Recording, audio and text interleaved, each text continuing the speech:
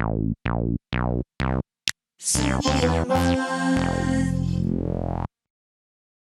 BOOcast synth of the month is... bloody hell, it's the Yamaha PSS-480.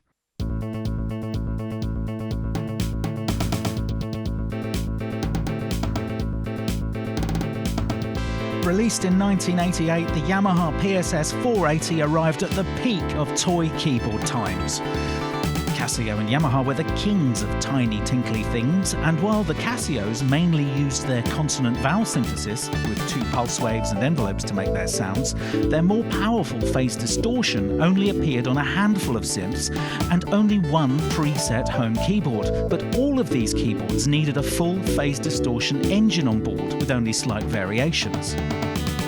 Yamaha, on the other hand, were using FM, which was scalable from the 6-operator DX7, the 4-operator DX100 and DX21, all the way down to the 2-operator home keyboards, of which there were dozens, including the PSS-480.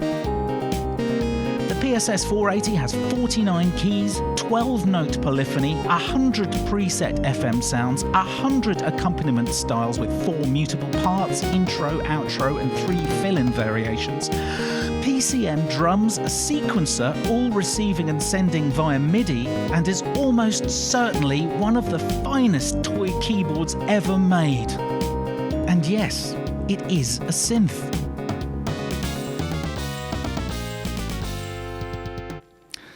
The PSS-480 has 100 internal sounds from synth brass,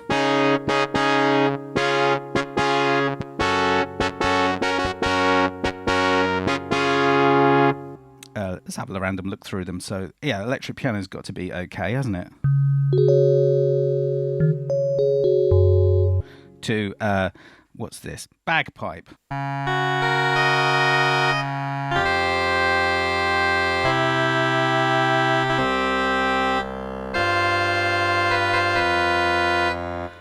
Human chorus.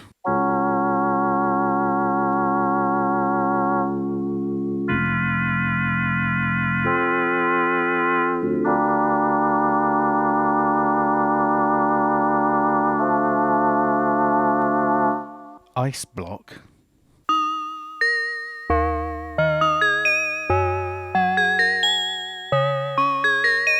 So as those lovely sort of tinkly FM sounds, as well as these 100 sounds here, you can affect them with these effects here. We've got vibrato, which adds vibrato, sustain, which adds sustain, reverb, which adds a sort of quieter sustain. I do have a little bit of reverb on this. And portamento.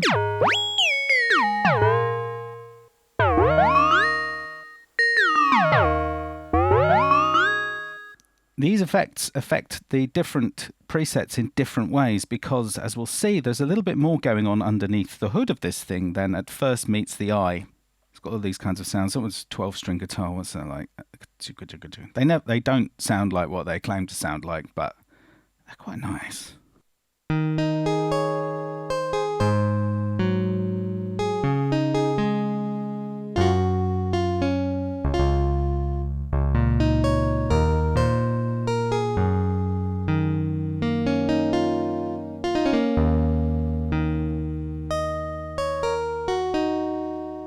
So it's got a whole bunch of styles here. Where's Christmas Rock? There we go. So we go to style here, 27. Oh, it's already selected.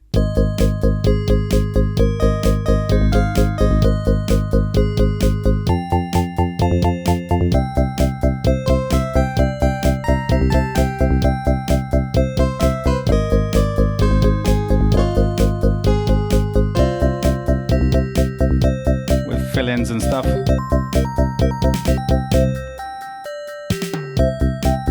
And endings.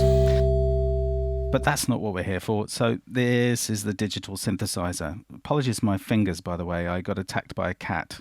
I'll tell you later. So on the front panel of the synth, we can change some of the settings of the FM engine. So we've got 1, 2, 3, 4, 5, 6, 7, 8, 9 different things we can change. So this is a 2-operator FM synth, and the 2 operators are shown here as in a little picture on the front. So operator 1 is the modulator, and operator 2 is the carrier. And we can get into there with these, you can see they're labelled, and these buttons and the value knobs allow us to change the sound. So we've got this. So this is the 12-string guitar preset.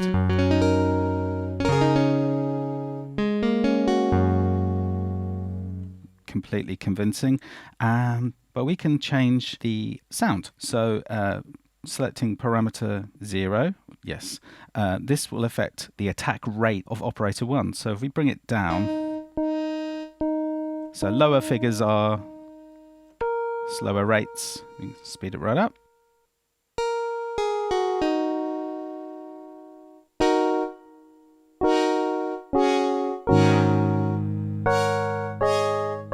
So we've got more of a soft attack there.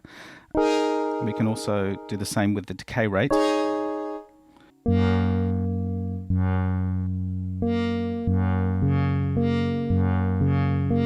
So we've got this changed very slightly. You can also change the frequency of the modulator.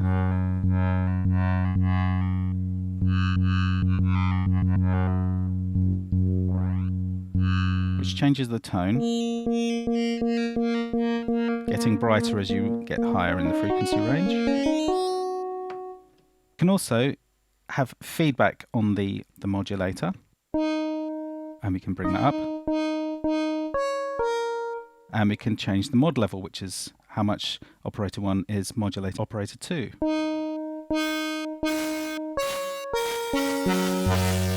Which brings it up into noise land.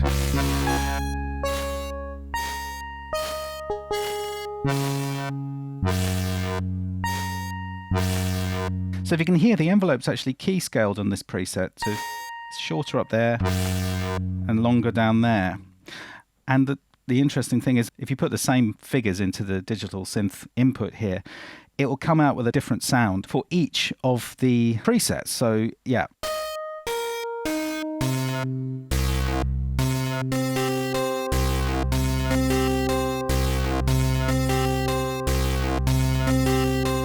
We can also adjust the attack time for operator 2, which is basically just going to adjust the amplitude attack time. So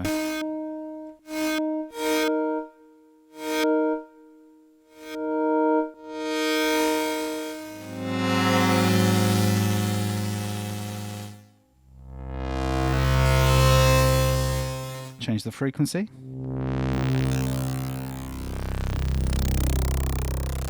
So that's pretty chunky sounding, isn't it?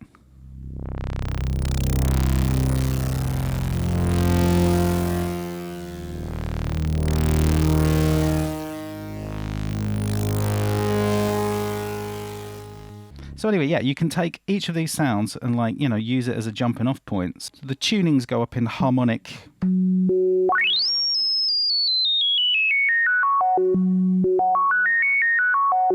For both the operators, so that it makes more sense.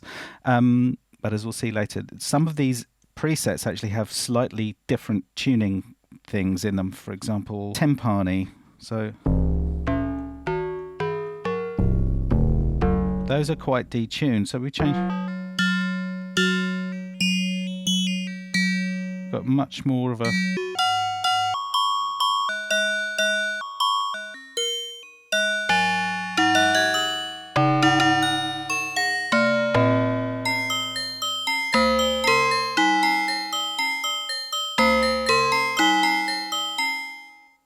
So you can hear that's quite detuned. It's not actually following the harmonic thing. So you've got that lovely clangorous metallic thing going on. The great thing is, if you like any of these sounds, and let's bring that up. Well, that's a bit much. Bring the decay rate down.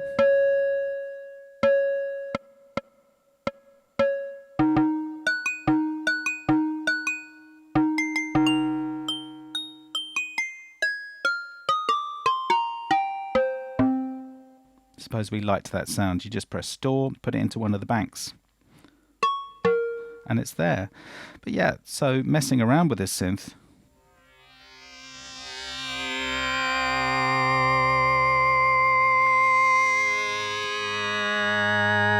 produces some unexpectedly interesting and complex sounds for a little toy keyboard.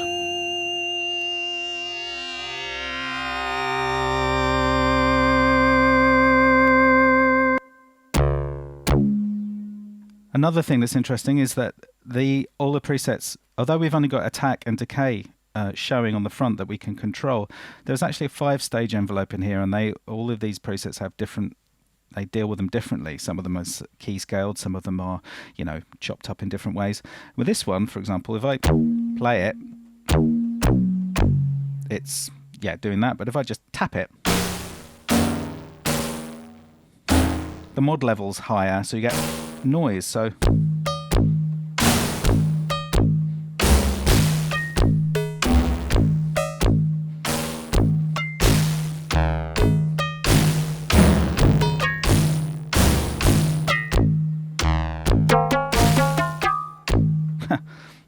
so yeah, you can make quite nice sounds with it. Let's say there's a transpose on the front, so we can get lower.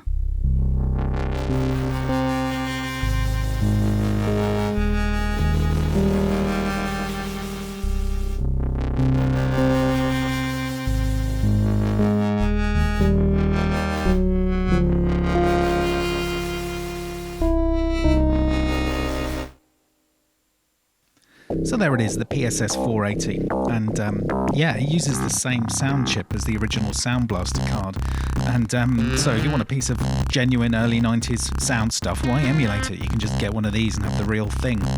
Never even touched on the sequencing capabilities of it, and the fact that it responds to velocity via an external keyboard or external sequencers, and it's multi-timbral. And despite all the clangorous noises I've just been making with it, it's actually capable of making some really quite gentle, lovely, nice sounds as well. If you want to check some slightly more expanded sound possibilities, I recommend going to Bandcamp, checking Keen on Keys. He's got an album up there which is made exclusively with the PSS-480, and it's actually quite lovely. So check that out. And finally, as to editing it, well, the PSS-480, 580, 680 and 780 can all work with synth editors, and there are dozens of them as far as I can see you can download, and they give you access to all of the parameters on the synth engine, including the different waveforms that each of the operators have, and each of them has 4 selectable waveforms. Also, you can get access to all the stages of the envelope, and you can store all of your sounds on the keyboard itself and store them in the editor itself. So it's a pretty powerful little thing. There we go. Okay, that was quick. Apologies for the bad playing. Goodbye.